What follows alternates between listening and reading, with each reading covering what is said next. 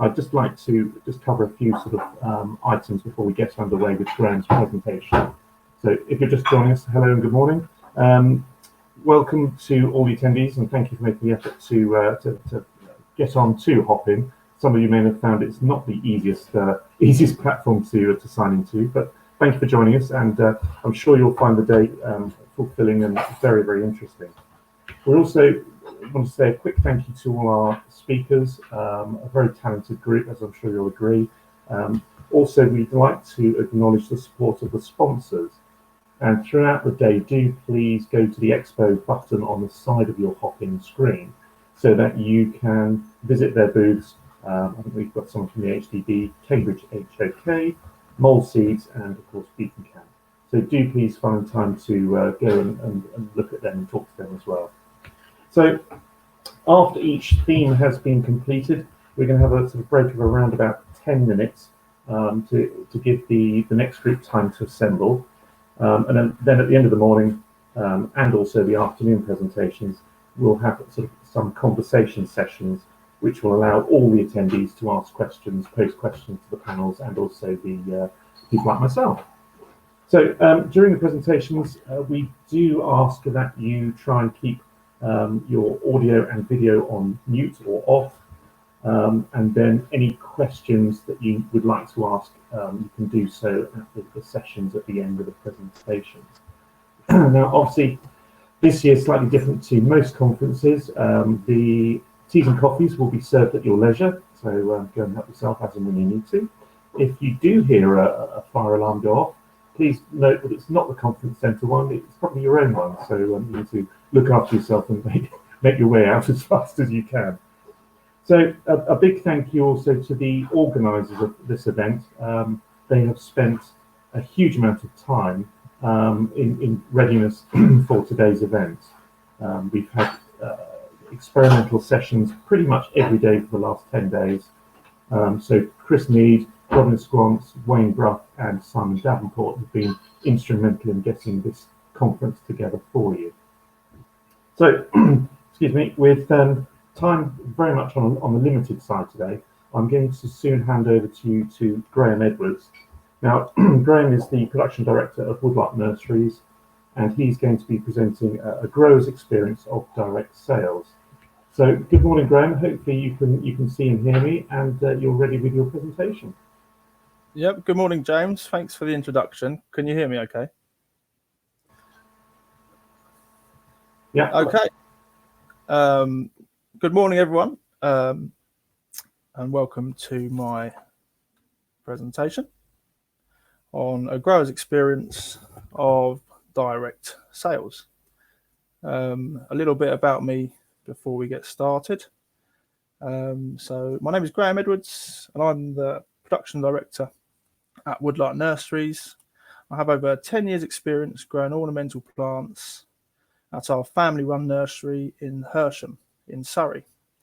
We're based about 20 miles from the centre of London within the M25, so that has helped in terms of setting up a sort of a delivery service. I bear that in mind. We specialise in bedding plants and poinsettias, and we supply garden centres across the UK. Since Woodlark was founded in 1963, our focus has been on producing quality plants and delivering excellent customer service, and this is a common theme that we've taken towards our new retail business as well. So that's very important for us. I also just want to add that we started an online shop with local delivery and a click and collect service. I don't think I explicitly say that anywhere through this, just so everyone knows. So why did we set up an online retail store? So it was in response to the challenges we faced in horticulture at the start of the pandemic. When lockdown was initially announced in 2020, we had a nursery full of perishable stock with nowhere for it to go, a lot like most of you, I imagine. And it was the most important time of year with our most important, most valuable crop. So we were really in trouble. Facing the prospect of losing large inventory and over £1 million in revenue, I decided to look into selling plants directly to the public through an online store and creating a home delivery service. As we moved into warmer months, with everyone stuck at home, I knew there would be a demand for plants and compost to keep people busy in their gardens. And the response from people in the local community was particularly positive, with people commenting that it helped with their well-being during a very difficult time. And we won an award for our services to the community during this first lockdown. But in short, why did we set up an online retail store? It was because we had to. We had to sell our plants somehow. We had to get some money in. So that's really the reason why we set it up. So how we did it?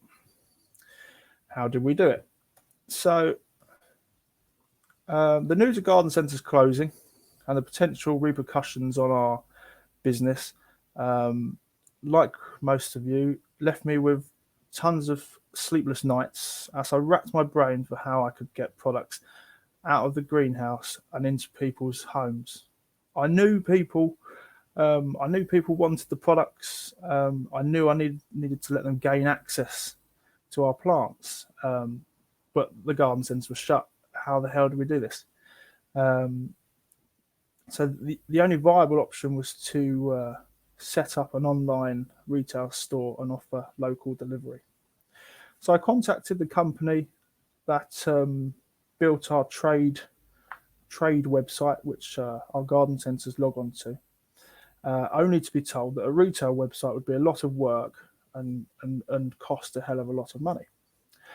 So that was a bit of a downer. But they did, however, suggest that I had a go by myself using a DIY style website builder, and this was called Shopify.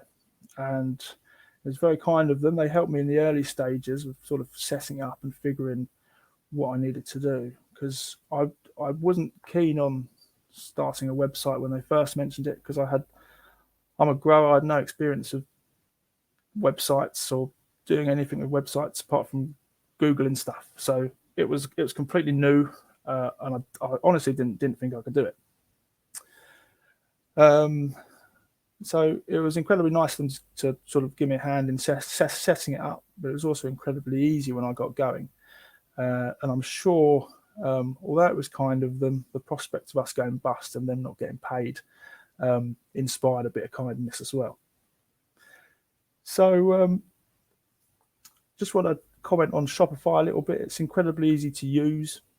I would recommend using it if you're looking to start a website yourself. I'm able to update stock lines, add products, market directly to customers, view sales figures, pretty much everything you need to do without the need for external web developers, which are costly and quite frankly a bit annoying. And from here, I carried on building the website up. In the first week, we made £100, and I thought the whole plan was just a waste of time, and I wasted a whole weekend. But fortunately, it picked up. So my fiance, who had previous experience with working for a large pub chain with social media, she offered to take over the Woodlark Facebook page very kindly while she was doing her teaching job, and she used it to target local groups to spread the word about what we were doing, that we were selling plants to the public, because we'd never done that before. And from there, it just went crazy. People shared Facebook posts, left fantastic reviews, posted pictures of their gardens filled with our plants. And after a few weeks, a local magazine wrote about a big spread on how recommendations to buy plants from us were absolutely everywhere. So the demand soared as recommendations spread further out, and also as people took more joy in their lockdown gardens. In response, I decided to branch out in terms of products and began selling grow bags, hanging baskets, planted containers, and lorry loads of compost, absolutely tons of it. And we also set up a click and collect service. We had some staff because we weren't very busy with the garden centres. who were sort of needed work. So they managed to pick the plants, which was worked quite well. We kept them busy. But we needed drivers to deliver the plants. So we employed lots of friends that had lost their jobs due to the pandemic. They came to the nursery in their cars, used our vans, and they worked as drivers to keep up with the demand. One friend, a black cab driver, even delivered in his taxi. We sold so much compost that nearly all of our vehicles needed new shock absorbers by the end of the summer. So I do apologise to a few mates who have got dodgy suspension now. So not only were we able to help people out who lost their jobs, but we're also able to retain our staff that were not shielding and keeping themselves safe. So in a nutshell, how we did it, we used Shopify as the place where we set up the website. We done all the deliveries ourselves. It was all in-house, so we didn't have to sort of rely on anyone else. So marketing, how we marketed what we were doing and our products. So our now stock controller and jack of all trades, my fiance Lauren, used to be a social media manager for a UK pub chain, as I mentioned earlier. She put together a social media plan based on research into the types of consumers that would usually be purchasing our products from garden centres. The plan identified ways to maximise our engagement with potential customers and also how to use tools and features of social media to get the most out of our Facebook posts. I will go into far more detail with my next presentation a bit later. And there is like a how-to guide which Lauren made, which is how to use this, which we used in the spring, which works really, really well. Other than social media, I was able to utilize Shopify's sign-up feature, which basically meant after someone places an order, if they click subscribe, we have their email details, and then I could send them weekly emails to everyone that was interested in what we were doing. These emails consist of like new products, discount codes, deal of the week, which enables us to sell the last of a stock line quickly so we can offer them in a deal. It's just to keep the customers involved.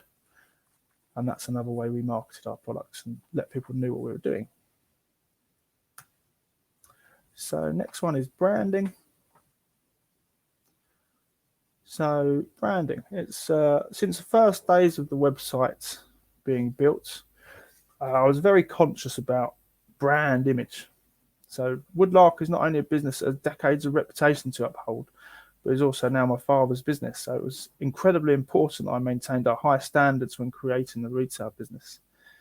The last thing we would have wanted is to sell to the local community and they think we're rubbish, bad service, get a bad name. We want a good name in the local community. Our ethos is consistent across our trade and retail businesses, quality plants and excellent service. We've maintained a 5-star review on Google and Facebook over our nearly a year in trading, and I've never received a negative review to date. So the keys to success in fulfilling our ethos and sort of building a decent retail brand are as follows. Quick replies to all customer queries. We've never had a negative review, but we've had some unhappy customers. I think it just happens. People get out of bed on the wrong side, and you could send them anything and they're moan. But a quick response and commitment to resolving issues thoroughly turns those customer complaints into positive experiences.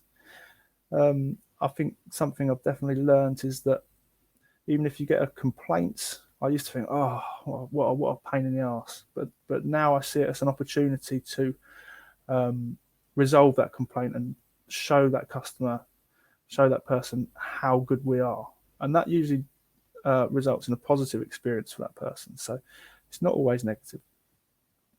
Second thing we done was important was speedy deliveries and just using our own transport service. So we didn't and we don't outsource our deliveries, which means that everything is communicated within our business and there is reduced chance of anything happening to our plants in transit.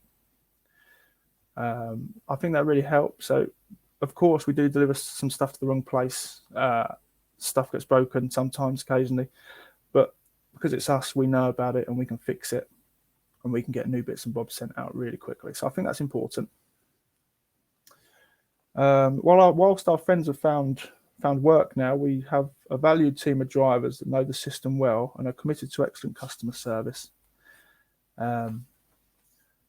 Loading the plants, making sure they don't fall over in transit, and taking products safely into customers' gardens, for example, so elderly people are not lugging around massive bags of compost.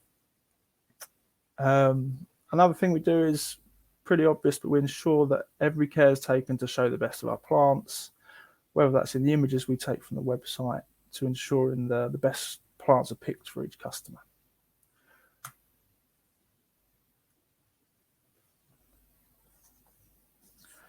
So there's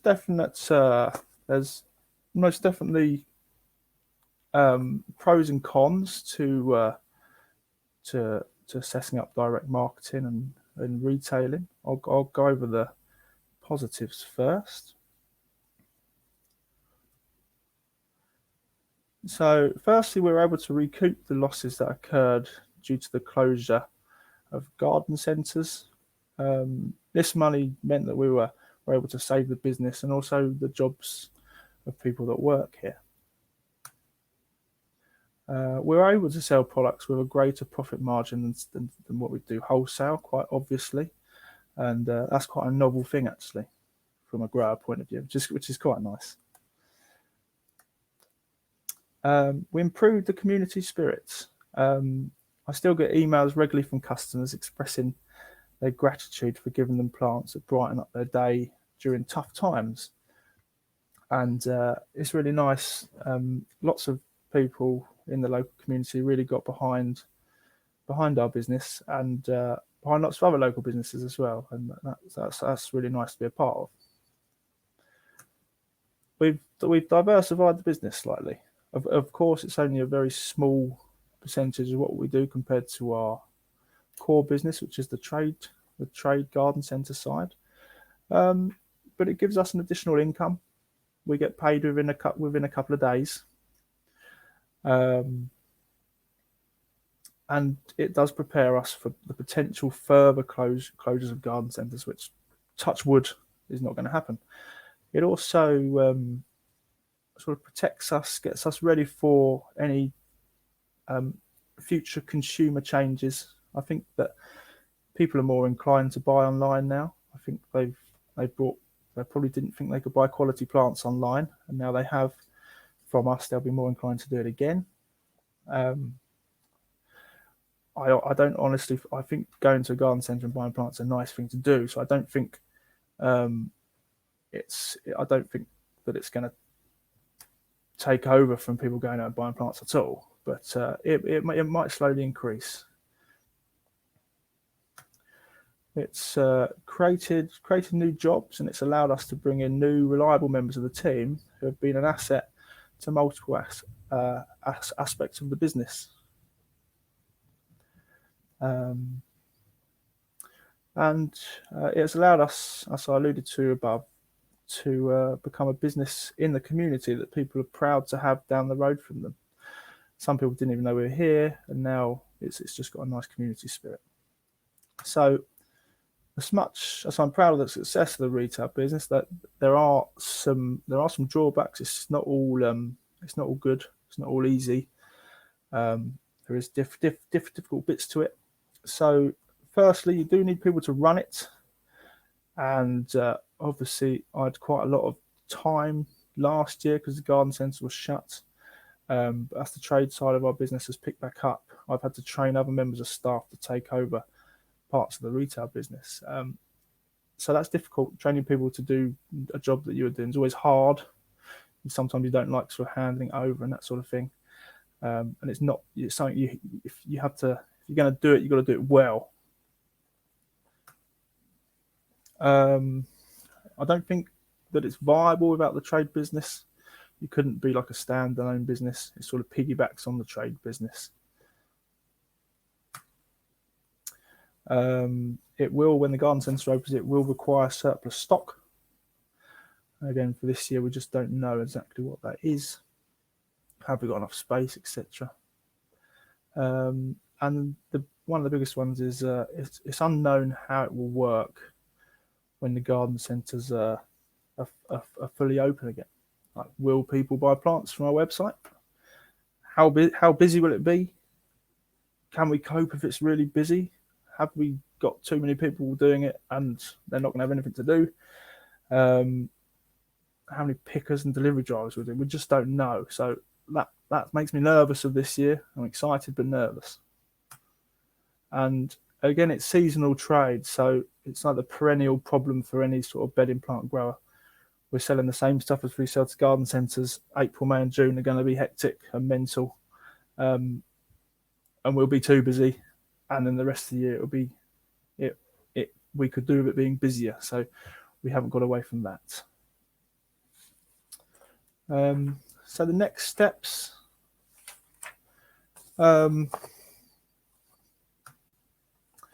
So our next steps as the business continues to grow is to produce stock that is specifically for the retail website, which we've done this year. We have plans to develop the retail team's careers within the company as it grows. We have a new delivery system planned. It's actually been implemented, which notifies customers when their delivery is out for orders, and when it's been delivered, etc., to give our customers a better experience. We have a new range of eco-friendly fruit, vegetable, and herb plants, which is planned to launch this spring, which sort of aimed at the grow your own market, which should be pretty good this year. Just want to add that it's not going to take over from the wholesale business at all. It's only a very small part, but it's something that's helped us this year. We're going to continue. So is there any questions? I'll hand back to James now. Thank you, Graeme. Perfect timing. I have to say you're spot on with your timing. It's superb. I do have a few questions just to put into the mix while Natalie is preparing her presentation. Obviously, I don't expect you to answer these immediately, but perhaps during the session we could cover these points again. One of the things was regarding the Shopify. Does it link in sort of seamlessly with your sales order processing systems and also your accounts package? I know some of them not necessarily the easiest to link up with. Also, I think one of the other questions I really wanted to include was along the lines of what did your other retailers feel in terms of existing customers when they found out that you were offering plants direct to their customers in effect? What was the reaction? Were they understanding, or were they sort of hostile to the action? I completely understand, excuse me, the need for customer service, and it's a huge thing to try and undertake when you're offering this kind of service. And as you rightly say, it's completely and utterly the way you deal with a complaint as to the level of experience that the consumer will get.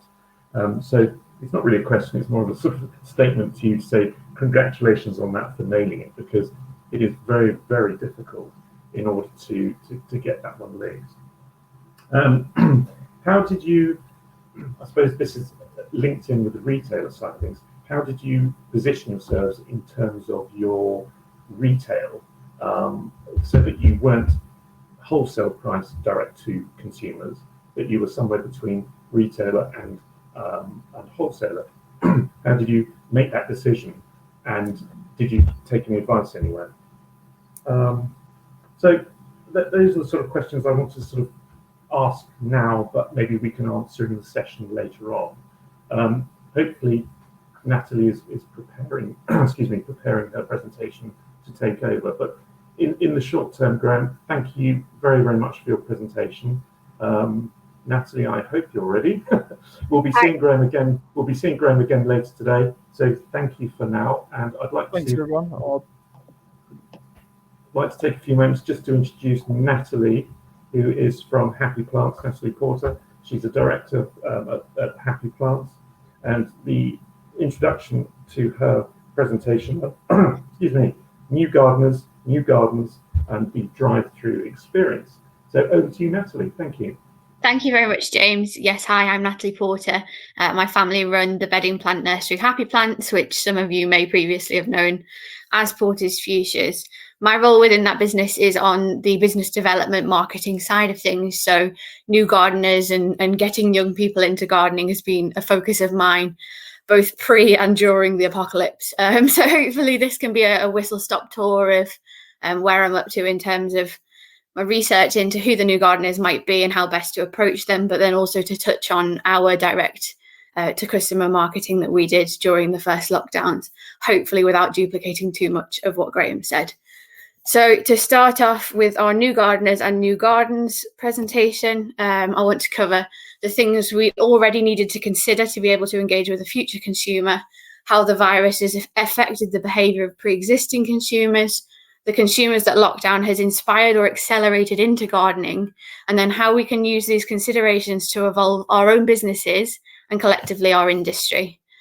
So things we already needed to consider, these are the things I was harping on about this time last year before COVID was even a catchword. So gardening as an inherited skill or hobby has been diminished by the influences of technology. This is the principle that children have been choosing screen time over green time.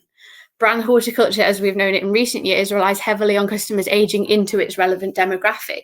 Could we rely on people continuing to grow up and hit 60 and one day wake up and want to plant rhododendrons if it's something they've never had the seeds of nostalgia and experience planted for? Younger generations have only lived in a world where they are a blue dot on a map and everything revolves around them. They're a blue dot on the map, a pizza comes to that blue dot at the press of a button, an Uber comes to that blue dot at the press of a button. And that's a very different sort of consumer to market towards than we were previously used to. But then the virus moved the goalposts. So whereas before my main focus consumer was very much this blue dot consumer, as I just mentioned, everything moves to them. It's sort of adjusted not only that consumer and split them down further, but it's also affected our existing customers. So if we look at these three as focus customers, on the left, we have our existing core customer. In the middle, we have somebody I've christened the house proud hincher. Is a house proud cleaning, Instagrams about her cleaning experience, very much driven by aesthetics. On the right-hand side, we have who was previously the houseplant parent. This is your customer that collects the rare species and Instagrams about them with their full Latin names, etc. If we look at each of them now, our core older customer has suddenly very quickly had to learn to use the internet to be able to safely access food, medication, etc. So I'm calling him now the evolved elderly. And how does the fact that he is now able and confident to order things online affect his interactions with plants? If we move towards the lady who was previously, or it could be a man, but the customer who was previously very much house proud, driven by sharing pictures of how tidy and immaculate and on trend her decorations were. Somewhere amongst lockdown, they, I don't know if they got a bit bored, but they moved their efforts outside and started the grey paint floor rug scatter cushion obsession from inside started to be emulated into the garden. So rather than a gardener, I think they're a garden decorator. Then we move to our houseplant parent. Once the lockdown hit, probably furloughed, they used every windowsill, scrap of paving that they could possibly lay their hands on, allotments, wasteland, urban planting, and turned them into hubs of sustainability and produce. And I think this was your customer who was buying your strip veg, etc., throughout the lockdown. And they've almost graduated from a houseplant parent to an overall plant parent. I find it easiest to visualize things by creating visual images of how they might look. So I've built a garden digitally for each of these customers. If we look at the evolved elderly, his garden looks much the same. Plants have always been his pride and joy. His choices are driven by name varieties, things he's had previously had success with. But does he now need click and collect or home delivery, at least in the interim? And even so, once the measures are relaxed and everybody feels a bit safer to go out again, will he have got used to that luxury of things coming to him? And is that something that we need to keep an eye on moving forwards? Looking at the garden decorator here, you see the grey fence, the grey paint, the inexplicable floor rug, which just seems like a slip trip hazard to me, but has become very popular. For them in this garden, I think we can see plants are there as a decorative ornament. They are driven by instant impact, social media recommendations, Facebook, Instagram. It's all about how it looks in a picture, how shareable it is, how desirable it is. Then we move on to the plant parent. Plants for them absolutely have to be functional. Their decisions are influenced by sustainable credentials. They're looking for plants that feed the people, plants that feed the bees, plants that help the air quality. Their sort of inspirations and are most likely to be shared YouTube, TikTok, how-to videos. So a very different set of customers. And I think as an industry, when we've looked at younger customers in the past, it's been a case of this is all the separately marked out categories of older people who we currently engage with, and then there's the young ones we haven't yet approached. And I think now they're such a significant portion of our market and will continue to be so moving forward. It's about time we deserve them more individualized identities. I think the lockdown that we've just obviously ongoing lockdowns that we've just been through, but the first one in particular has been a launch pad for horticulture to catch up. And I think we really do need to get to grips with who these new consumers are, because not only are they very different than the ones that we've had before, but the digital revolution is ongoing, is still accelerating. They will be more similar to all of those we will have thereafter.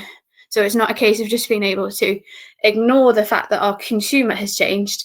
We need to step up and stick with them when we get there and keep evolving and keep moving to keep up with the very different customers we're going to face from here on in.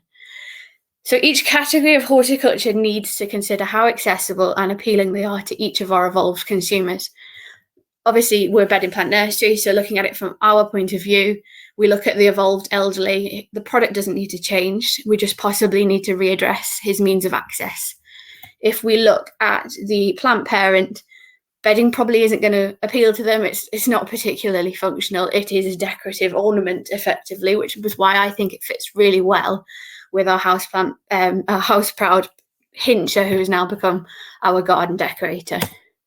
So the garden decorator is an ideal fit for bedding plants because they absolutely love bright colours, instant impact. Anything that's Instagrammable basically is their remit. They want to redecorate regularly, so they don't really mind how long a plant was intended to last. To them, an orange osteospermum in a pot is the same value as, a Rudbeckia or a Coreopsis or a more expensive product. To them, it is literally an orange ornament. They're after an easy care product. Low maintenance, instant gardening. They don't even have to get their hands dirty. And quite importantly, the last point, they don't have any preconceptions over perceived value of a product. So they could be a really good way to find better margin. Any bedding plant growers out there, I don't need to tell you about the suppression of price that we've been going through for the past 30 years. I can look at a catalogue from when I was a few years old back in the early 90s, and the prices then for the same products were higher than they are now. And this compression can't continue. Now, that compression is very much based on, if you look at a pack of Impatiens, it has a ceiling price at $3.99. You're never getting past that with the customer you already had. But this customer, you could take 4 of those Impatiens and put them in a bell pot and sell it for possibly £10, £12. And just wanted to cover a quick example of that philosophy in horticultural action. So we have here a pack of Mr. Fothergill's sunflower giant single seed. So this is a sort of a luxury sunflower seed, if you will, but commanding a price of £1.35. So you're looking at under 2p a seed there. This is a company called Growbar, and what they do is they take seeds, they plant them in a very small block of coir, wrap them up in fancy packaging, market them as absolutely foolproof, and they market them wrapped up like a chocolate bar, fancy pictures, very evocative imagery, and market them through gift websites and also through RHS shops and other garden centres. But for the luxury of that, 15 seeds in here, £12. And they have got a whole range of these bars. I think in total they've got 28, but they're all themed. You know, you've got a gin bar in there, one to grow your own bouquet, and Roman herbs, Tudor herbs, one to attract bees. And I think that just shows that the opportunities are there to escape the price compression with a bit of clever marketing. Anyway, moving on to our retail journey. As I say, I will try to not go over too much of what Graeme's already covered. These slides are quite information heavy, but intentionally so that they can be there as a resource to look back upon afterwards if the setup we've put in place proves useful to anybody else. Situation, as Graeme's already covered, hundreds of thousands of plants coming ready each week, gridlocked, cash at a standstill. We had staff to pay, and that was both furloughed staff and working staff. We'd applied for the business interruption loan, but didn't have a realistic timeline available as yet. So we were basically propping the business up with our own bank accounts at this point, and they didn't have, as growers, I'm sure you can appreciate, there wasn't much wiggle room in that to keep us going for long. So we came up with an improvised, I've called it a survival rather than a solution. And much as Graeme said, we created a Shopify. We used all of our friends and family and a friend's teenager who had a bike with a trailer, and we pedaled, cycled, pushed, wheeled, drove every plant we could possibly get a sale against out the nursery as quickly as we could. We did a few things that I just want to touch on that I don't know if Graeme did or just didn't cover, but we only listed a maximum of 12 products at a time with a minimum price of £10 an item. So if it was pack bedding, it was sold in bundles of 4. Minimum order at 30 quid, and we called in every favour, every bribe we possibly could to every sort of local community selling page we could find, and got it all over Facebook. I think we were actually at a little bit of an advantage. We actually had a retail or cash and carry premises here about 20 years ago, and that sort of gave us an advantage in the fact that we're in a silver citizen area, and a lot of them had experience of buying our plants recently and relished the opportunity to do so again. It was chaos. We couldn't keep up. 150 orders day one. We kept having to toggle the web shop open and shut. We were announcing the next openings with a countdown clock like it was Glastonbury tickets that we were trying to sell. We had hundreds of people bombarding the very under-resourced offices, even though we asked them not to. And I was up till 1 o'clock in the morning when orders closed each night trying to plan the delivery routes for each vehicle the next day. Even so, we couldn't touch the sides of the demand. It was so inefficient, and it was really frustrating because we had the volumes available, but the demand was there for the custom, but we just couldn't physically keep up on the admin side or the physical delivering side. So it wasn't ideal, but it raised some much needed cash. As Graeme touched upon, you're getting retail price. Your customers are paying immediately. You're not waiting for end of month following. And it put us, again, as Graeme covered, in very good favour with the local area. Cleared some stock, didn't make a dent, but it was a lot more palatable to turn stock into cash than compost.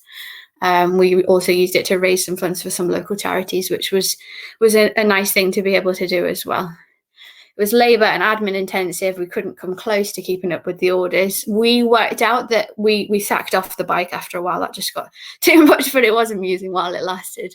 But with 3 drivers working flat out, we could just about get through 80 orders a day. We used loads of fuel running backwards and forwards, and it relied on people being home to receive their plants, which was really easy in lockdown. But I'm not so sure how that would work in the longer term. So we came up with this evolution again of our home delivery system, which became the Happy Plants drive-through.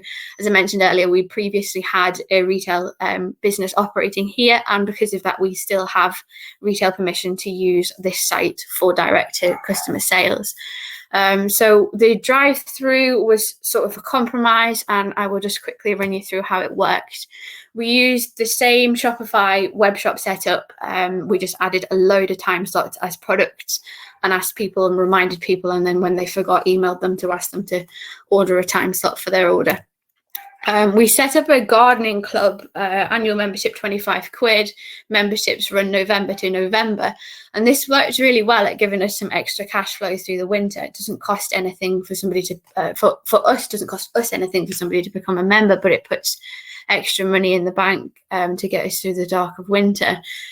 They get 10% off year round, but obviously that we've got £25, so the first £250 they spent, we've already got the extra 10% on. But after that, it just promotes return custom. They share it with their friends. We send them out articles, and as Graeme says, the plant of the week, you know, what to do with your pansies, etc. We then set up 2 collection points on our site, big up and over doors, and we can accommodate 12 customers per 15 minutes. So we're 48 per hour. It's flat out. We work in pairs with a pair at each collection door, but it means we can get through a week's worth of work, 400 customers, without using a drop of fuel. And orders close a minimum of 3 days before the collection event, meaning we know exactly what we're going to pack and pick well in advance. All contactless, and as I mentioned, we have an elderly population around here, and it's as COVID safe as possible. So how we kept it COVID safe, this is a protocol that we send out a couple of days before the event, and we ask the customer to write their surname and order number on a piece of paper, which they then hold up to the attendant on the gate. Through their car window, the attendant directs them to one of 2 collection points. They hold up the sign again, large signs asking them to show a thumbs up if they're happy for us to load the car boot for them, which is 99% of the time the case. Occasionally we get a thumbs down. We put the plants by the car boot, we retreat back inside the doors, and only then can the customer get out and load their own car. That is the only time the customer is allowed out of the car on site. They're normally in and out of sight within a minute, 90 seconds. It's rapid. It's significantly less labour and fuel and admin intensive. It's much easier to move volume as it's so much more efficient. You know, a week's worth of work for 3 vans who obviously have to have someone restocking them at either end, or a day's worth of work for 2 teams of 2. It makes it a massive difference. Because we stick to maximum 15 products, we just collate the orders directly into the boot. There's no sort of prep. We just know that we need 35 of those, 50 of those, etc. We literally just make up the orders into the car boot. We feel it's a safer alternative. We have people that have come to us for plants that still don't feel safe to do their own supermarket shopping, etc. And we're still getting retail price in the bank the minute they place the order. And it's really convenient for the customer. They can order in their own time online, browse through everything we've got, and they quickly pick up their products without having to visit a shop. I think this is something that's going to become even more important in the long term, when we've got customers that have been furloughed that go back to full-time work, and they've only got 1 day or 2 days a week off work. Do they want to spend the first half of one of those days traipsing around in the hope that they can find what they're looking for in a garden centre, or do they want to already have their basket filled, know exactly what they're going to pick up, make the decisions in the middle of the night or whenever it is, and just place the order ready to pick up, and then they've got the whole weekend to do what they like with it. So we hope to continue because it offers us security and versatility that we previously not available to us. Again, local people saved us, there's no doubt, through the lockdowns, and they want to continue to buy our plants. So I worked pretty hard to find a way to keep that reasonable within the lines of our wholesale business. It has a huge positive effect on local opinion of our business. Hopefully in a couple of years or over the next couple of years, we'll be in a position to be applying for planning permissions, etc., for new sites, and the opportunities to keep the public on side should definitely be taken when you're looking down that path. It, for the most part, doesn't interfere with our ongoing wholesale operations. I just put, as I say, I closed the orders a few days before, so I just put an order through to cover the stock for everything that's sold, and that gets picked as if it's going to a garden centre, and we just dispatch it car by car on the day. Also allows us to test trial products and gain more feedback than selling wholesale. We're, as Graeme says, in the situation where we have got, thankfully, I think we've got 3 4-stars and 167 5-star reviews. And where there have been grievances, it's nice to have the opportunity to address them and turn them into a positive experience for the customer. Whereas before, we sell to the garden centres, and if they reorder, you assume it's selling quite well, but you're not hearing which the particular favourites are, which listed particularly well, that their geraniums, we sold them last May, are still flowering now, etc. So it's sort of become a valuable part of what we do, and something we hope to continue. It isn't going to replace the wholesale business, as Graeme says, it piggybacks on the wholesale business, but it's become quite a big community project for us as well. One of the last things we added was the customers are coming to us with an empty car boot. Why don't they bring things for the food bank? And it really has sort of evolved and snowballed into something that's much more than we could have ever hoped when we originally set it up as a panicked solution last March. Thank you. Thank you, Natalie. I think what we can glean from both of the initial presentations is that the amount of work that both businesses have actually put into trying to salvage something out of what was potentially a very damaging situation. Very briefly, before we go on to Graeme's next presentation, Natalie, I've got some questions for you, which I will save actually for the session because I'm just conscious of time. So thank you for your presentation. I look forward to catching up with you again in the session a little later. For those attending the conference, the session time is actually at 12:40, not as I accidentally put on the chat at 10:40. So Graeme, can I introduce you again? And this is a presentation regarding the social media marketing plan. And hopefully you can hear me and you're ready to continue. So thank you, Natalie, and we'll talk to you later. Over to you, Graeme. Yeah, thank you, James. Just in time there, so that's great. Thanks, Nat. That's really good. Really good. No pressure for this one then. So, right, this next presentation is I'm going to talk about our social media plan. Basically, how we used social media to advertise ourselves and to let people know what we were doing. I must say this is not my sort of real area of expertise. Laura, my fiance, made this how-to guide for us to use at the start of the first lockdown, and it will be available for everyone listening to have a look at, and they can take it away. It does really work very well, and luckily Lauren used to do the social media for a large UK pub chain, so she sort of really knows her stuff. So here we go. So firstly, target audience. So here we explain the importance of knowing and understanding your target audience. This should be at the forefront of everything you post on social media. For example, if your audience is older, you want to avoid overuse of emojis and hashtags. And this carries on very nicely from what Nat was saying. And we've probably been guilty of doing what Natalie said we shouldn't do, and sort of assuming our target audience is a little bit older. But anyway, our target audience is predominantly females aged from 30 to 65. Facebook is our most valuable tool for advertising our business. You may wish to extend onto Twitter and Instagram, but these do not facilitate our target audience as much as Facebook would. You can share your Facebook posts on Twitter and Instagram, but there's not much value in spending time building these profiles, or we didn't feel there was enough value to spend too much time on it, and we still don't. So the next 6 slides I'm going to cover, over the next 3 slides, I'll explain how to modify the aesthetic of your Facebook page to engage customers, as well as utilizing features such as community groups and scheduled posting. I'm just going to add that Lauren uses a website called Canva, that's Canva, to design all of the posts, banners, stories, videos, and adverts that we use on our social media. and we recommend it to anyone wanting to create their own sort of point of sale. I've even used it. It's not particularly expensive a month, and even I can create some really nice professional looking stuff. So I'm sure you can too. And I'm not very good at designing stuff at all.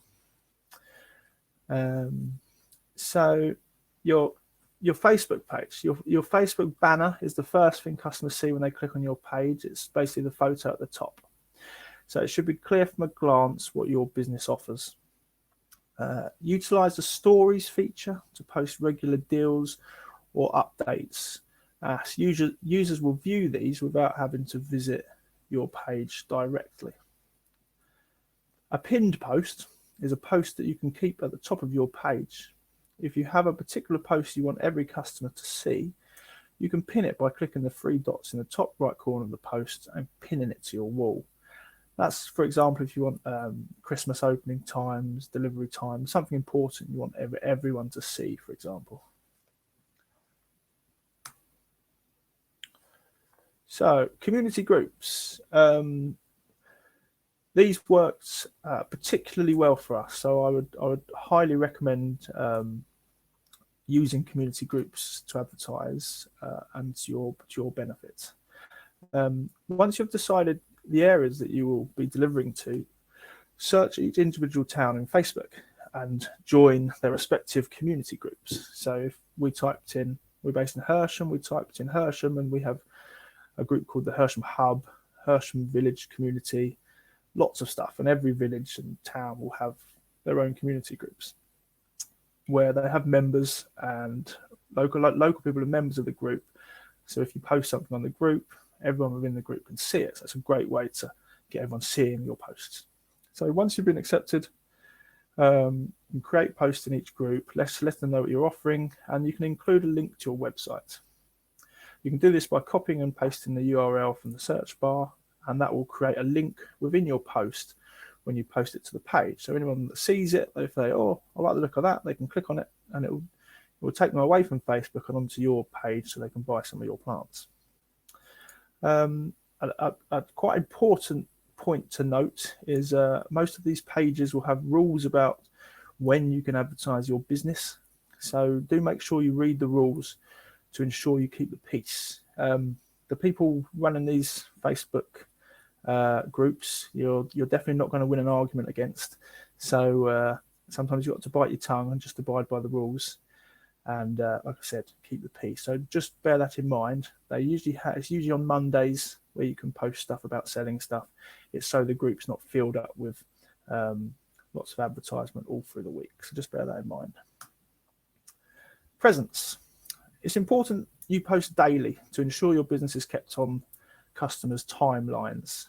So what that means is every time someone opens Facebook on their phone, if you have a new post, that will come up at the top and they'll be able to see that. If you only post once a week, they may only see it once a week, or they may not be on the phone when you post, so they might miss it. Creating posts can be time consuming, but by creating several posts at a time and scheduling them, your Facebook page can essentially run itself through a week. What we do is on a Monday, we set up our weekly Facebook posts with pictures, and then we have them so they post once every day. Then you only need to respond to comments on your post as they come in, and to schedule a post, you can follow the following steps. I won't go through in detail. I'll just flick through the pages here. You can all have a look at it in more detail if you need to. So publishing tool you find at the top. Create a post. And once you've created your posts, you can click on share now, and you can change it to schedule, and then you can select the date and time you want the post to run. So the next bit is lexical choices. So if you're like me, the first time I heard this, I didn't have a clue what Lauren was talking about, but it's actually really good. It makes a lot of sense.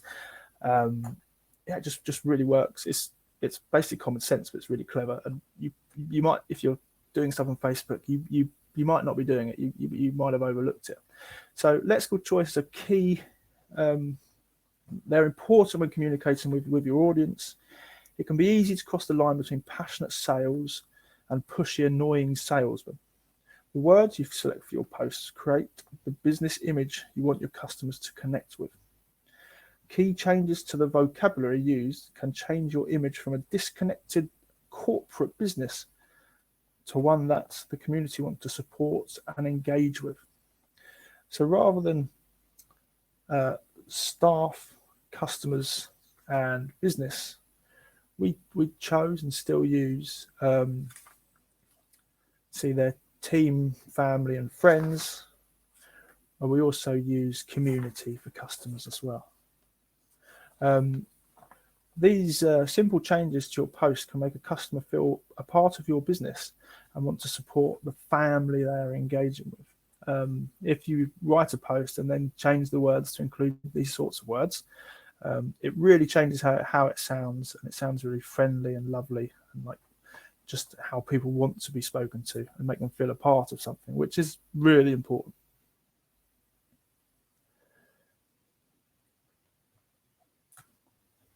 So extending lexical choices. So using the right words to create community and make people engage and feel the way you want to is not just Facebook posts. It should sort of permeate throughout the business. So creating your community can extend into other areas of social media advertising. By creating discount codes that include these language choices, your customers feel a continuation of their engagement with the business. So we used a discount code called Friends of Woodlark, which was maybe a 10% discount. I think we still have that running, and advertised it to our friends and supporters on Facebook as a thank you for their support. This stuff works really well, and we've seen an increase of individuals that engage with these posts, choosing to create their own posts and reviews on community pages as they feel an affinity with the business, which is what you want them to feel. They want to buy from you, and they want to put a picture up and say, thank you very much, have a look at this, and let everyone else see it. And that's exactly what we want them to do. So advertising. Next portion of the plan explains how to use social media features to advertise to wider audiences. This includes using paid ad features, boosted posts, and using like and share competitions. So creating posts on your page is a key way to promote the business, products, and offers. We see an increased engagement with posts that include videos of our products. These videos are made on the free app iMovie that should be installed on all iPhones.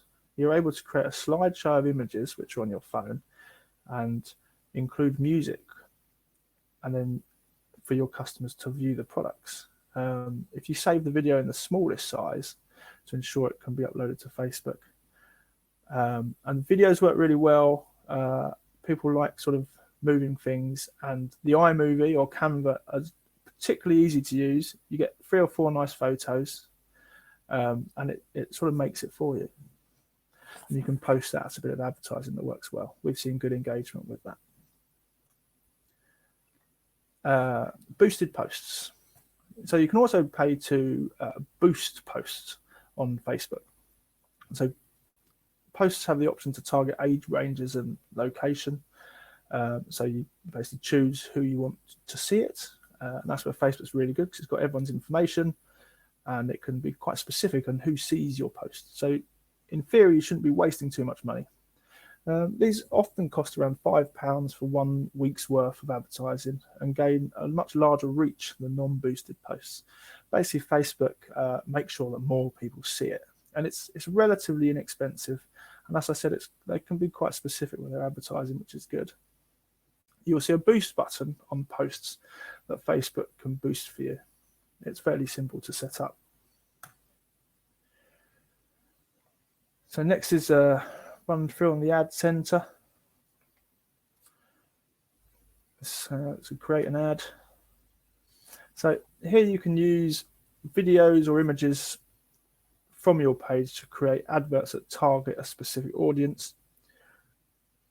you can add the URL to your website and select a Shop Now button to connect users to your products. Check each step carefully to ensure you have all the correct information before you send your ad out. It sounds stupid, but just make sure you're putting the right website details, or you haven't got any spelling mistakes. You've used the right words. You haven't used customer. You've used the proper lexical choices, friends, family, all that sort of stuff before you send it. Communication. So you need to maintain a dialogue with your customers. It's very important. They like this. They like to feel important. You should be responding to every review, comment on posts, and message with the tone that matches your posts and the lexical choices that you've decided to use. Avoid being overly formal, as this can create a disconnect with your customers. Referring to your team can also create a positive connection with the audience. For example, this is one of our posts. The team at Woodlark would like to thank you for your positive review. We're working hard to keep the community busy in their gardens and are delighted to see your patio in bloom. So that's sort of like a pretty good post using all the right words. Like the team at Woodlark would like to thank you for your positive review. And we're working hard to keep the community busy in their gardens, and we're sort of encouraging them by saying, we're delighted to see your patio in bloom. We encourage them to upload more photos so that more people see our products. Competition. So competitions are adding competitions that require the users to like and share your posts will create a wider reach for your group.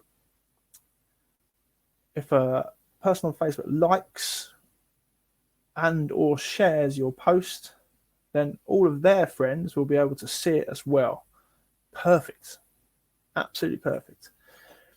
Their friends will be able to view your business and will also engage in your promotion because they'll probably want to win a free plant. But it's very important that you see your competitions through by revealing a winner on your page so that customers will return to see the next prize.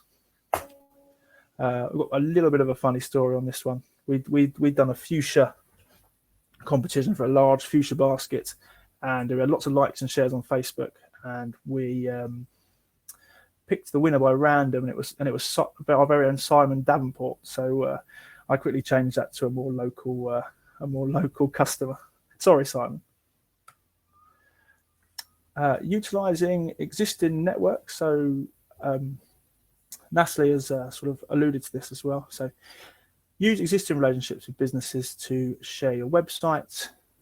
If you have worked with businesses in the past or friends that already have a social media presence, communicate with them to see if you can exchange advertising deals, or just ask your friends to share and like all of your posts. It really does help because then all their friends see it, and hopefully you'll get a couple more people like it, and it spreads quite quickly. Offer to promote other businesses in exchange for you promoting theirs. From this, we have built advertising and sponsorship deals with businesses that will hopefully extend beyond lockdown. A good example of this is Hirschman in Bloom. We now supply lots of plants for no cost because we're supporting the local community. But in return, I got some plaques made, which are stuck on all the big plaques, which are stuck on all the planters around the village, which have our website and tell people exactly what they do. So that's a great way to improve our local, the knowledge of the business to local people.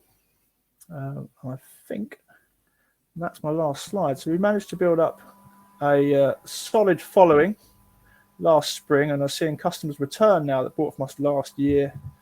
And we have reviews and emails from customers who feel an affinity with our business and have vowed to continue to buy from us in the future. So that's pretty much what it is. But any questions, I can go into a bit more detail. And like I said, the plan there, which was put together by someone who knows their stuff, is available to everyone to use. And that's everything, James.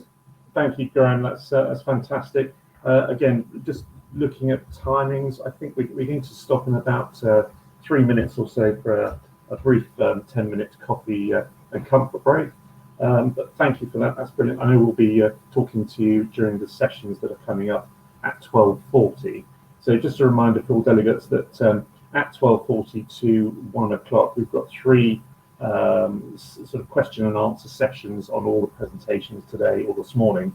So we've got direct marketing session, the discussion regarding and revolving around trips, and then finally growing your workforce. So do please, in this sort of break time or at lunchtime, take the opportunity to go and get involved with those sessions.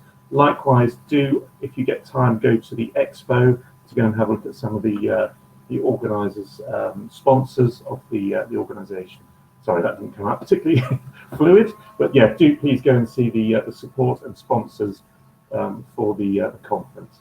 So I'm going to leave you now. Look forward to catching up with you at around about 11:10, where Wayne will be introducing the next theme.